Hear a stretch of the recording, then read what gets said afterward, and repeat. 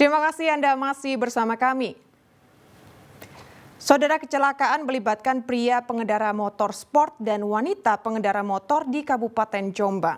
Akibat kejadian ini, satu korban tewas dan satu lainnya terluka parah.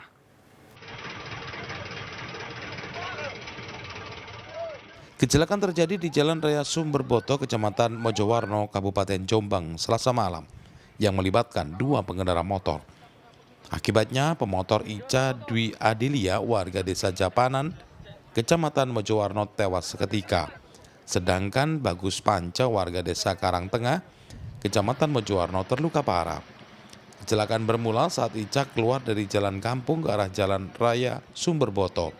Namun saat bersamaan melaju kencang motor sport yang dikendarai Bagus. Kecelakaan tak terhindarkan, bahkan Ica terpental ke aspal jalan hingga beberapa meter. Pengendara sepeda Mio dari timur, dari arah gang, masuk ke jalan utama menuju ke utara. Di situ dari arah selatan ada pengendara CB yang sangat kencang menuju arah utara juga.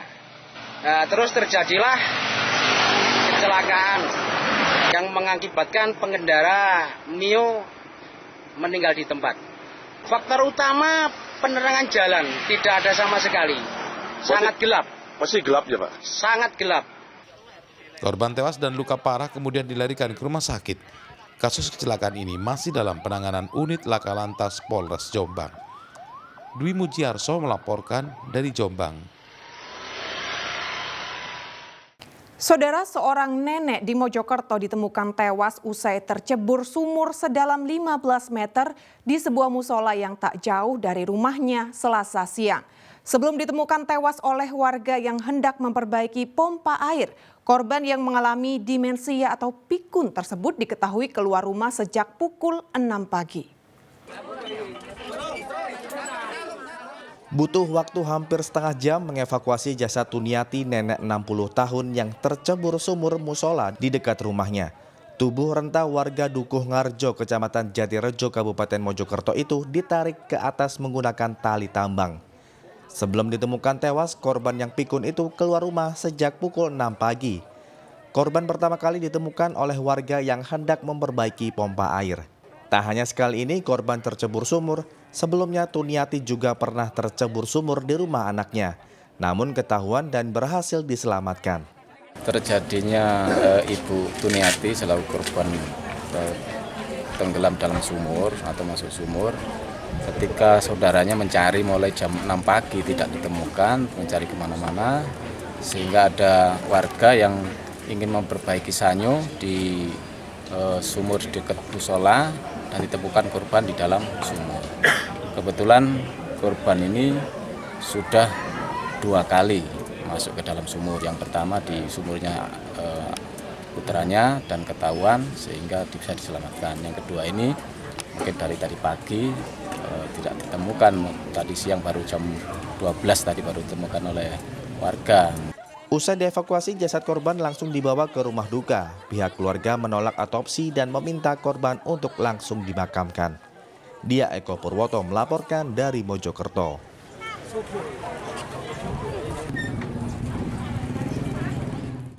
Saudara, sebuah sekolah PAUD di Ponorogo ludes terbakar. Lokasi yang jauh dari sumber air membuat warga kesulitan memadamkan api. Akibat kebakaran, proses belajar mengajar untuk sementara dipindahkan ke rumah warga. Sekolah Pendidikan Anak Usia Dini atau PAUD Edelweiss di Desa Wates, Kecamatan Selahung, Kabupaten Ponorogo, Rabu pukul 4 pagi terbakar. Akibat jauh dari sumber mata air, api dalam hitungan menit meluluh lantakkan sekolah. Mengetahui sekolahnya terbakar, sejumlah guru menangis. Belum diketahui pasti penyebab kebakaran karena saat itu warga tengah tertidur. Kalau untuk kejadiannya kami dari pihak sekolah, maksudnya guru dan kepala sekolah, tidak ada yang tahu Mas, karena kejadiannya kan dini hari. Terus kebetulan rumah kami kan agak jauh dari sini, Untuk kejadian itu ada orang nggak sih dalam bangunan sendiri? Kalau di dalam bangunan enggak, karena memang kan itu bangunannya khusus untuk sekolah. Jadi memang tidak ada yang tinggal di situ, itu enggak ada. Terus untuk siswa sendiri yang di sini ada berapa siswanya yang bersekolah? Untuk siswanya tahun ini 20 anak, Mas.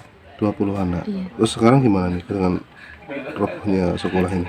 Iya, kalau untuk hari ini anak-anak masih belajar di rumah. Untuk selanjutnya pembelajaran kami alihkan ke rumahnya Pak Dasar. Sekitar 1/4 jam itu di luar itu saking bungok itu kok kaget. Masalahnya baru tidur, belum daya bengi-bengi gedok kan. Lah kula medalna pun iki wong-wong buwek ngano. Sudah apinya udah Nggih madamkan api. padamkan api.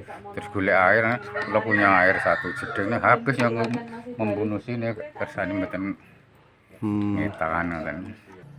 Akibat kejadian ini proses belajar mengajar terhenti. Rencananya 20 siswa PAUD dipindahkan ke rumah warga. Dirgo Suyono melaporkan dari Ponorogo. Saudara, eksekusi 28 rumah di Jalan Dukuh Paki, Surabaya, Rabu siang ricuh. Kericuhan terjadi saat jurusita Pengadilan Negeri Surabaya bersama polisi yang akan mengosongkan rumah diadang oleh warga. Kericuan saat eksekusi tak terhindarkan ketika puluhan warga bersama anggota DPRD Kota Surabaya dan Wakil Wali Kota Armuji menghadang jurusita Pengadilan Negeri Surabaya yang membacakan salinan putusan eksekusi.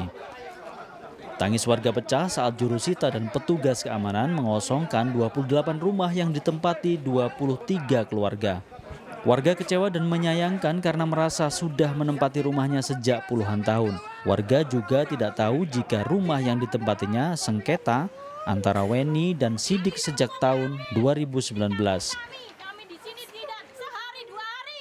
Untuk cari tempat atau apa? Ada omongan sama sekali, tidak ada cuma solusi. Hitungan hari. Nggak pernah diomong ya untuk cari tempat. Tidak ada sama sekali.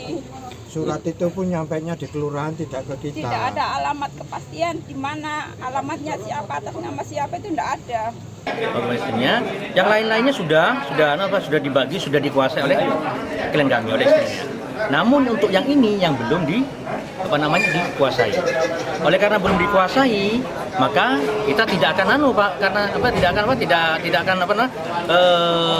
diktator istilah. Kita tetap melalui upaya hukum, harus kita gugat. Pasca eksekusi, puluhan warga kini kebingungan mencari tempat tinggal.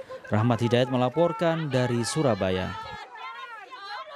Saudara, kebakaran hutan kembali terjadi di Ponorogo. Api bahkan sudah mendekati permukiman dan membakar kandang ayam. Petugas damkar kewalahan karena sulitnya medan. Diperkirakan api sudah melalap lahan hutan seluas 20 hektar.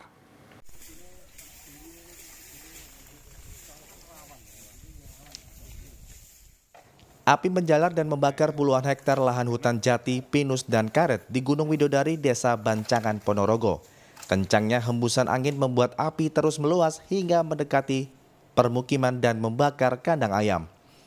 Besarnya api membuat petugas pemadam kebakaran kewalahan. Selain minimnya peralatan, medan yang sulit membuat mobil pemadam sulit menjangkau titik-titik api. Karena api sudah mendekati permukiman, warga dibantu tentara dan polisi terpaksa membuat sekatan-sekatan ilalang. Awalan dari desa sebelah ya, Desa Lewan, ya dari Hutan gitu. Itu jam 1:30. Dari siang itu. Iya. Terus dimadamkan, dimadamkan hidup lagi sampai ke sini nih, nggak bisa diatasi. Ini membakar apa coba ini? Kandang ayam ini. Kandang ya? Nggak dipakai. Oh, memang sudah nggak dipakai? Nggak dipakai, udah lama nggak dipakai. Begitu. Ini warga khawatir ya Pak, ini kalau cuaca begini api terus merambat begitu? Iya, sangat khawatir masyarakat. Apa Pak, antisipasinya kalau warga bagaimana nih? Ya warga ya kalau sebelum kebakaran sudah diadakan pembersihan di atas gunung, tapi kan banyak daun-daun yang kering yang bisa terbakar. Kebakaran hutan ini memang di beberapa wilayah, di wilayah Sampit ini terjadi sejak beberapa hari yang lalu. Dan saat ini sudah merepet ke wilayah Desa Bancangan. Dan saat ini sudah sampai hampir di pemukiman, kebetulan ini sudah hampir merepet di kandang ayam. Untuk kendala memang jarak dari parkirnya kendaraan pemadam itu agak lumayan panjang, sehingga kita harus menyambung beberapa selang, dan material yang ada di sekitaran kejadian ini memang mudah terbakar karena memang bekas kandang yang sudah ambruk. Diperkirakan api sudah melalap kawasan hutan hingga seluas 20 hektar. Dergo Suyono melaporkan dari Ponorogo. Saudara, struktur pagar kuno ditemukan saat ekskavasi lapangan bola di area situs Ratu Majapahit, Tribuana Tunggadewi. Tak hanya pagar, tumpukan bata merah yang diduga struktur gapura Istana Majapahit juga ditemukan. Struktur pagar kuno ditemukan arkeolog Balai Pelestarian Kebudayaan Wilayah 11 Jawa Timur saat mengekskavasi lapangan bola Desa Klinterejo, Kecamatan Suko, Kabupaten Mojokerto, Selasa siang. Tumpukan struktur bata merah itu ditemukan pada kedalaman 50 cm dari permukaan tanah. Selain pagar yang mengelilingi komplek bangunan purbakala, juga ditemukan gapura sebagai pintu masuk, namun hanya berupa sisa-sisa pondasi. Struktur bata merah tidak semuanya ditemukan dalam kondisi utuh, karena banyak yang terlepas dan rusak. Sektor lapangan sepak bola ya, struktur tampak mengarah ke selatan dan ini kita buka beberapa kotak untuk mengejar struktur yang tebal dan memanjang ya, lebar dan memanjang ke arah selatan dan memang kita dapatkan adanya struktur tersebut ke arah selatan yang saat ini berada di ladang tebu. Berinterpretasi sementara ya, ini masih dugaan-dugaan kami, nanti kami masih kembangkan, kami cari referensinya juga. Diperkirakan sisa-sisa struktur pagar dan gapura ini merupakan peninggalan masa Majapahit abad ke-13 Masehi. Karena berada di area situs Bare Kahuripan yang diduga istana milik Ratu Tribuana Tunggadewi.